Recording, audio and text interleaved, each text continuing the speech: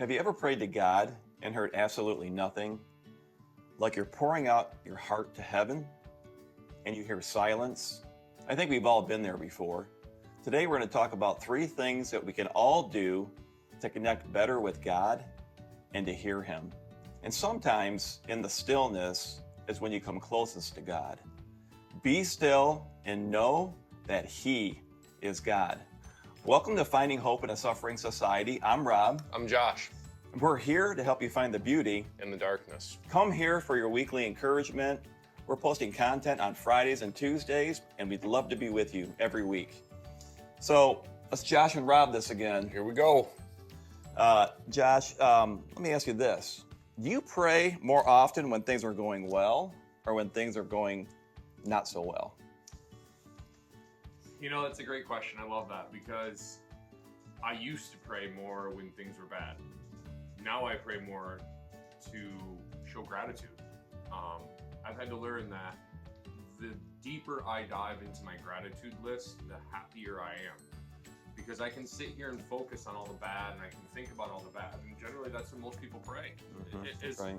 You know, there's a joke about it is that last prayer, the sitting in a jail cell going, God, please get me out of this. I swear I'll never do it again. Please get me out of this situation. You know, as alcoholics, we all laugh about that one because it's like, yep, I prayed again. I prayed again.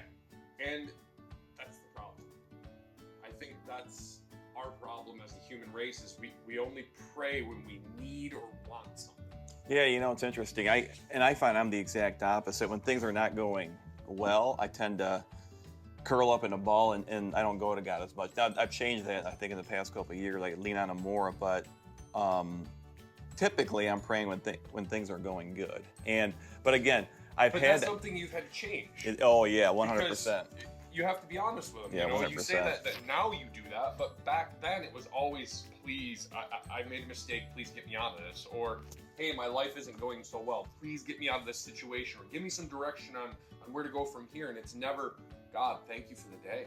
That's right. You know, that's something I've had to learn is working in construction, I'm outdoors all the time. So I have to deal with the weather. And everybody goes, oh, it's rainy and gloomy and gross out.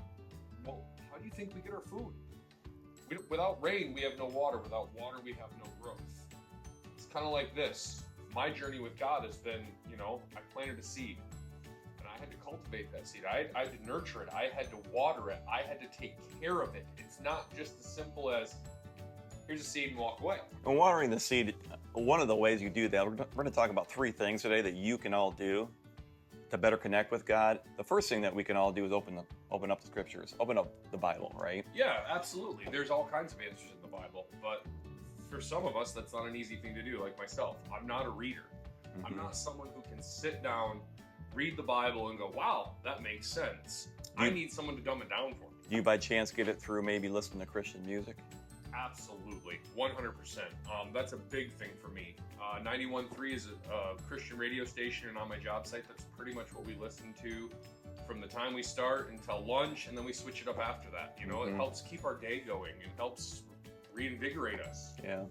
In opening up the Bible, I mean, I do that on a regular basis, and you know, they say that if you open, you're better than me. Yeah, and part of it too is, you know, there's been studies that if you actually go in and read the Bible at least 4 times a week, just 5 minutes a day, depression goes down by 40%, anxiety goes down by 40%, and it just overall has a great impact on your life. And it's stuff that you can't make up. Again, and the why behind it, I am a little bit of a nerd, but hey, whatever works. But when you open up the scriptures, listen to Christian music, you are actually opening up your heart to God.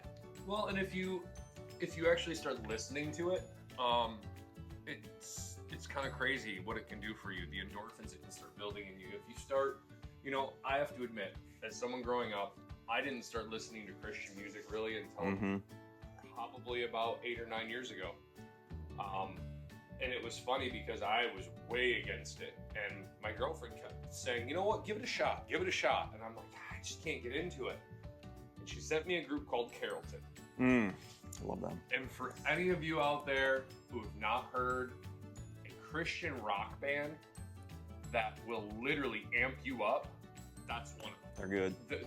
to watch them live, I'm telling you. Oh, you see them live? Seen them live. Oh, You okay. want to talk about the coolest drummer you will ever see in your life. The Oh, guy wow. stood the entire show. He's standing, beating on the drums. He's playing the crowd. And it's something you can't explain until you experience it, because it's, again, I'm getting goosebumps just talking about it, man. It just, woo, amps me up. So here's a question for all of you. Do us a favor. What do you do to better connect with God? Would you mind just leaving a comment for us and letting us know?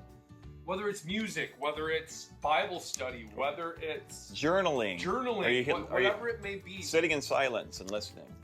Right? What's that? Well, that's hard to do. That is hard to do. Oof. That is another way to actually connect with God, is just sitting there in your chair and listening. If anything good comes to your mind, I do this often, that is from God, and I believe that. So that's the second thing that you can do, is sit and listen in silence. And you know what? Most people have a really hard time doing that for more than 5 minutes. I know you probably can't do that. I can struggle sitting here doing this with you. Oh, I know. Time. Trust me. You guys are sitting here going, why is he constantly grabbing his coffee cup? Why is he tapping his hands?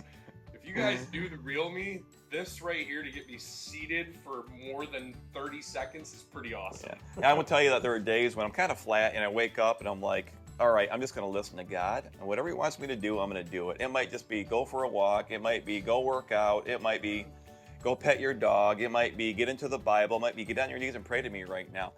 When you have anything good come to your mind and you follow it and you know and trust that it's God, it's pretty changing. So that's a second thing that you can do. And the third thing, sometimes, this is one's really hard, is sometimes we get these nudges or we're hearing something over and over again and we don't act on it. That could be God telling you to do something as well, correct?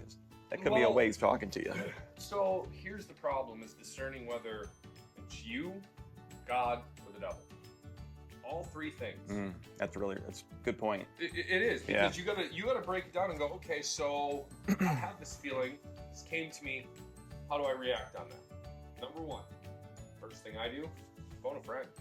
As messed up as that sounds, or as crazy as that may sound, I'll call a friend, whether it be Rob or one of my other friends, and say, hey, look, this kind of keeps coming on my heart. What do I do with this? Is this a good direction? Is this a bad direction? You don't know, especially if you're new to this whole walk, because you're wondering, is this God talking? Is this Satan talking? Is this me talking? Well, anything good has got to be coming from God. Anything that's not so good. Well, not necessarily. You could be coming up with that. So there's plenty of things that I had to learn in this journey. What my way got me where I was. Everybody else's way, his way, got me where I am. And I think that the hardest thing to decipher and determine is whether or not it's you or God talking. I mean, agreed. The devil said, you know what I mean. But the other two, is it me or is it God telling me to do this? Agreed, and that's what I mean by that's where I need to reach out, because my struggle is my way got me where I was. I don't want to do things my way anymore. Right. My way got me in that pit of despair and that gross feeling of just constantly not feeling good enough or never being okay. But those are the things that got me there. So when I start feeling and hearing these different things that I'm not used to hearing and feeling, I reach out. And you guys can do that too. If you have something you want to reach out to us, reach out to us. Yeah. We might have some answers.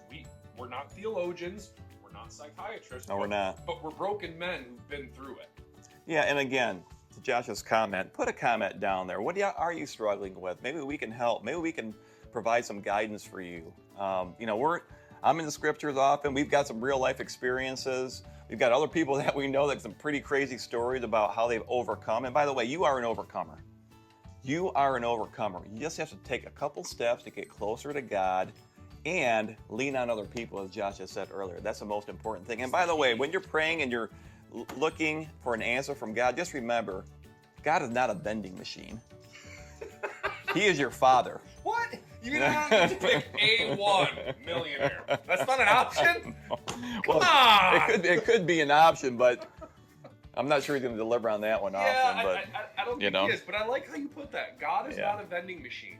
We need to remember that. He's right. I've never thought of it in those terms. And when you say it like that, it's like, okay, I can't pick and choose the things I want. Yeah.